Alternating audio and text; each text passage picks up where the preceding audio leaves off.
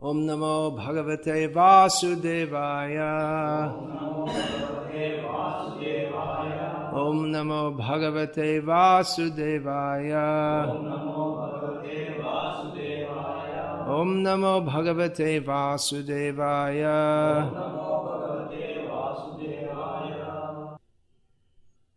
So I'll congratulate the 3 Brahmacharis who are here in this largely unknown town of Bhimavaram.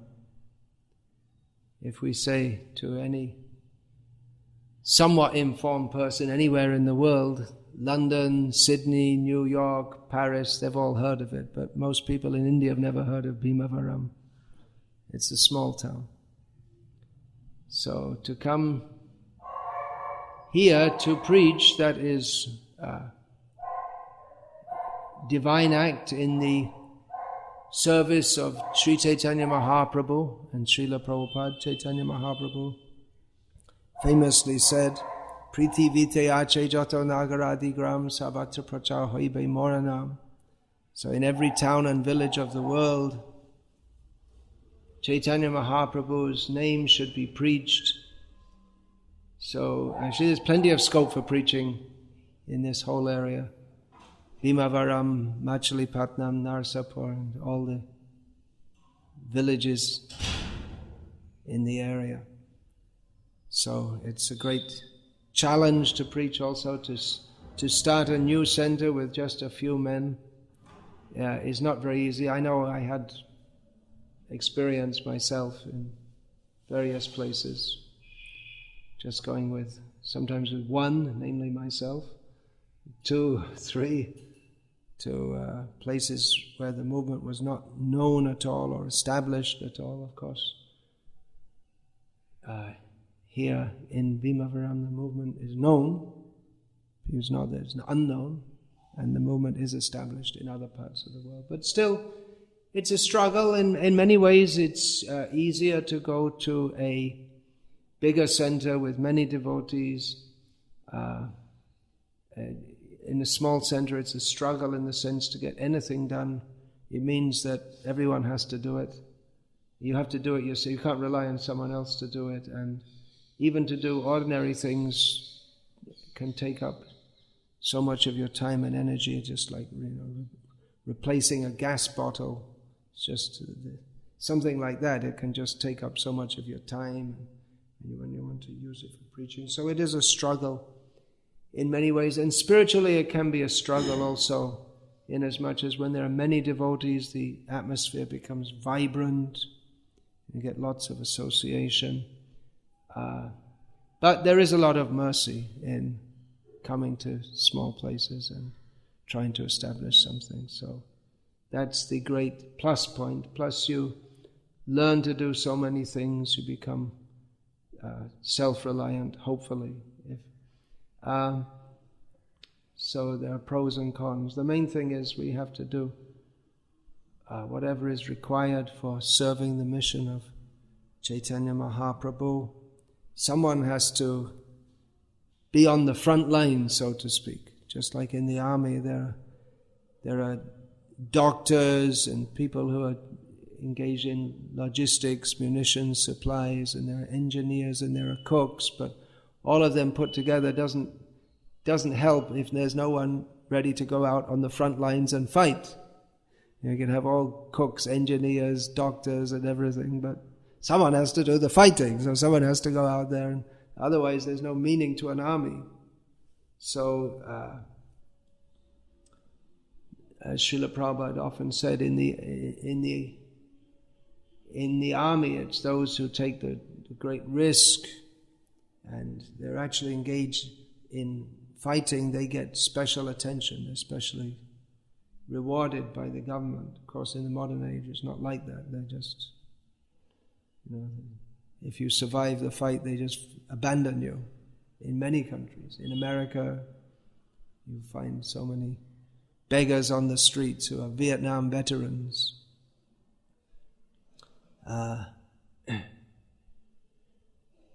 So anyway, there's special mercy there.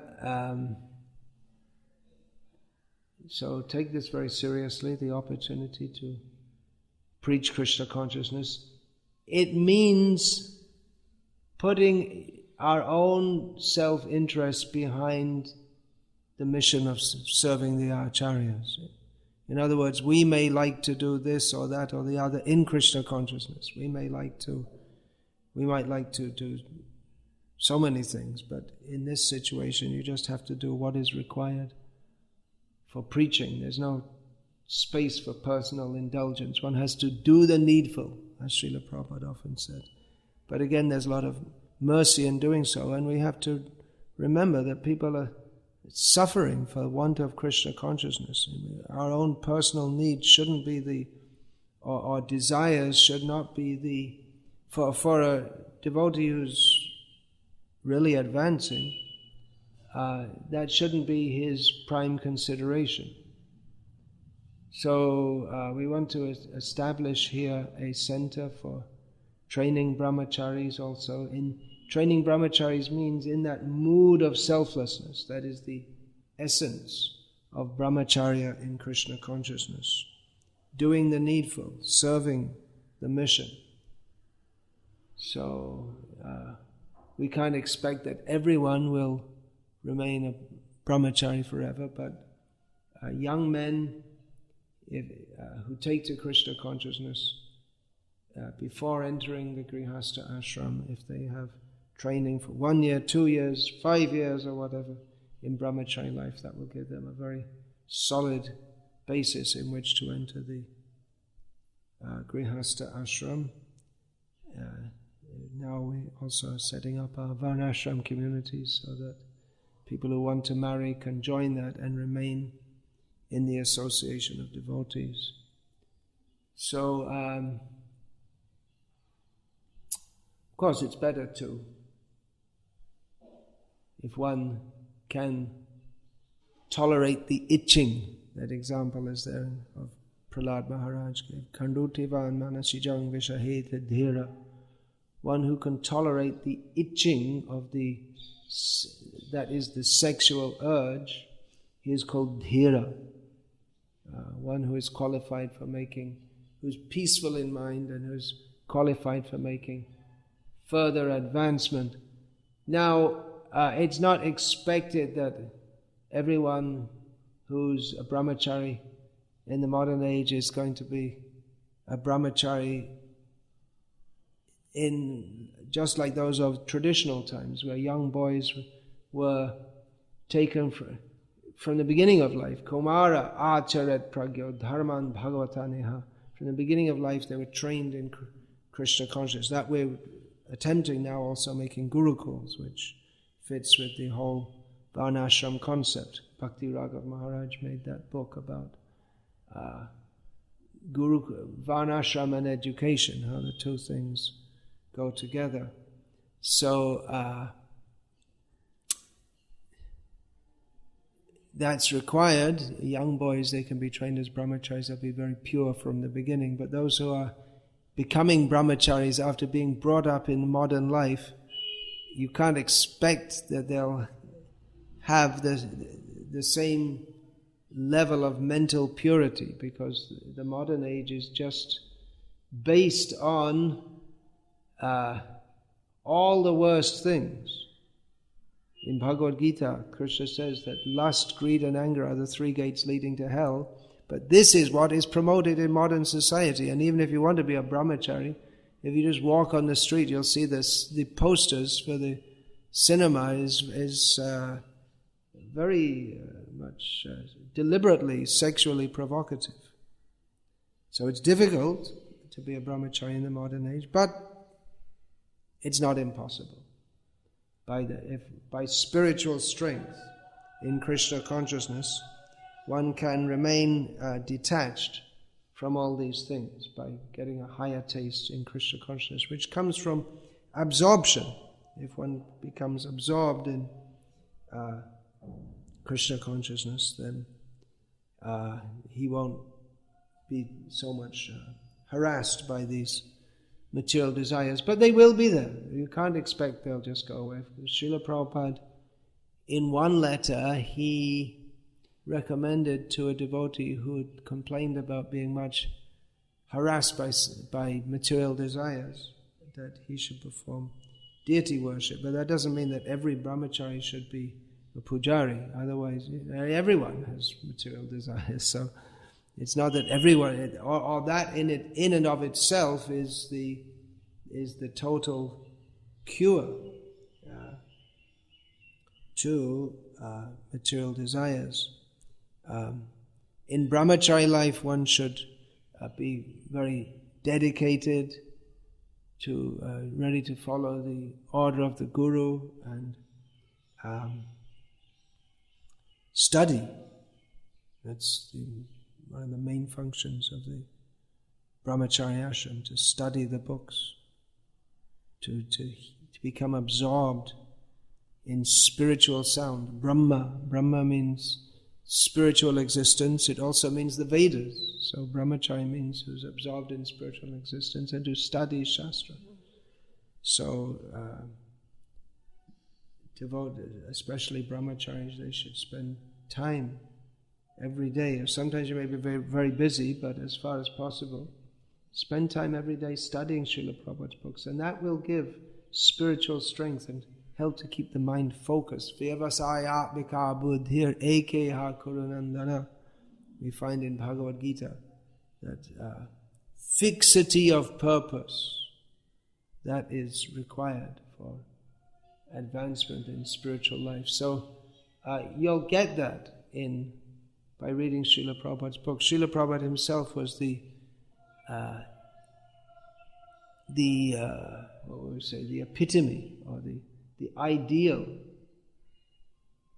of Vyavasayatmika buddhi, focused intelligence. And you'll find in Srila Prabhupada's books, it's all focused on surrendering to Krishna, being a pure devotee of Krishna. There are so many topics covered, but the focus is one.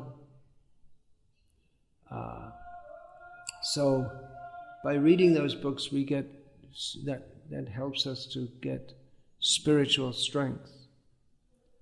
So you can take that and go forward in Krishna consciousness,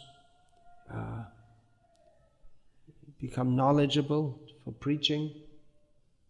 People will bring so many questions.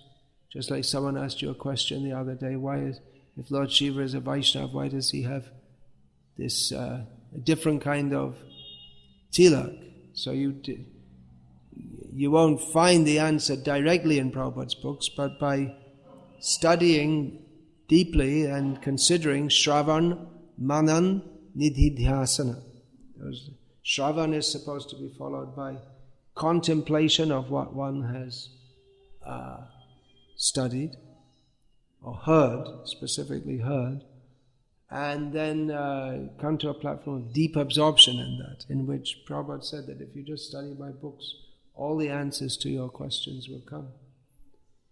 So someone asked me that question also. That it must have been the same evening. He came up to me and asked me that question. And I said, well, the Lord, if you think about it from reading what we've learned in Prabhupada's books, then the answer is that Lord Shiva has a very unusual role to play. That although he's the topmost Vaishnava, he takes a role as if I didn't explain it all exactly like this, but he takes the role as if he was the Supreme Lord for the sake of very fallen people who cannot conceive of the Supreme Lord as he actually is. So he's a great Vaishnava, or the greatest Vaishnava in this world. But he plays a double role, you could say. Again, as Shankaracharya, he plays a double role. He teaches a wrong philosophy, and in between, he says, Narayana Paro Vyaktat. Narayana is beyond the unmanifest. Bhaja Govindam, Bhaja Govindam. So like this, study the books, dedicate yourself, take advantage of this opportunity actually to serve. You've got a great opportunity to serve, which to do pioneering work, get special mercy. But keep yourself strong and do that. And then afterward, like I say, not everyone may be fully dedicated in this way throughout their life, but afterward there are so many things that can be done in Krishna consciousness. But now you're here, so try to do something for Srila Prabhupada's mission here. I'm not saying this to you, you've taken this up, so that's your responsibility. You're not here for just temporary to get married later. That's not for you. All right, Hare Krishna. Now you can give a summary. But I think this was especially for brahmacharis. So those, we have one devotee who's a bit past the age this lifetime for being a brahmachari. This gentleman, he's not going to be a brahmachari. Brahmachari means young, or it can mean someone who from childhood they're a brahmachari and they just remain as a brahmachari. So in that can also be. Once one's been a grihasta, there's actually no question of being a brahmachari, although sometimes in ISKCON, especially in the West, we have what Prabhupada said, you're not brahmacharis, you're bachelor daddies. Prabhupada had a wry sense of humor.